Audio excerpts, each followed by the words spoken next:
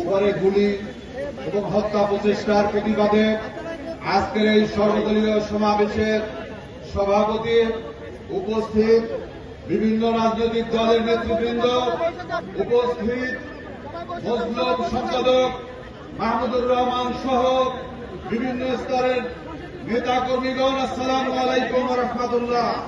সংগ্রামী বন্ধুরা আমার, আমরা 5ই আগস্টের আগে এই শহীদ মিনারে যেমন কোন দল ছিল না, কোন মত ছিল না, কোন বর্ণ ছিল না, কোন গোত্র ছিল না, সবাই কাঁধে কাঁধ মিলিয়ে খুনি হাসিনার কবর রচনার জন্য এসেছিলাম।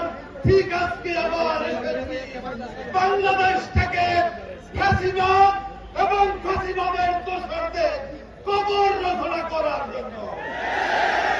কথাবার্তা পরিষ্কার। আজকে যারা ইনিয়ে বিনিয়ে ওই রাতে টকশোতে গিয়ে আওয়ামী লীগ এবং তাদের দোষরদেরকে বাংলাদেশে প্রতিষ্ঠা করতে চায়, তাদেরকে কোন জায়গাতে আমরা এক চুল পরিমাণ ছাড় দেব না।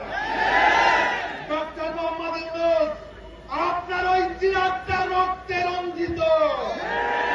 প্রধান নির্বাচন কমিশনার, আপনি কোন দলের দিকে বিশেষভাবে তাকানোর চেষ্টা করবেন না। আজকে বলেছেন যে এই ওসমান হাদির উপরে গুলি বর্ষণ নাকি বিচ্ছিন্ন ঘটনা।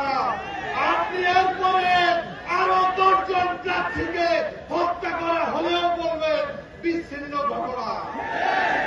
আপনার কাছ থেকে এরকম দায়িত্বহীন বক্তব্য আমরা প্রত্যাশা করি না। আমিও একজন মজলুম মানুষ। আমার উপরে সাতটা দপ্তরে যুবলীগের সন্ত্রাসীরা হামলা করেছিল। এই শীতের সময়ে রাতের বেলায় ঘুমাতে পারি না, পিছনের প্রত্যেকটা অঙ্গ প্রত্যঙ্গ যন্ত্রণা করে বলছিল। আজকে সেই ওসমান হাদিকে আজকে মৃত্যু সজ্জায় যারা পাঠিয়েছে, আজকে পথন্তর আল্লাহকে সাক্ষী করে আগামী দিনের বাংলাদেশ গঠিত হবে চাঁদাবাজ